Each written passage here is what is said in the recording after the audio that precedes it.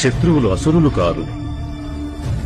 మనసులో తలెత్తే దురాశ, అహంకారం, ఆకాంక్షలే శత్రువులు. ఎవరైతే ఈ 3 లక్షణాలకి లొంగిపోతారో వాళ్లే అసురులు.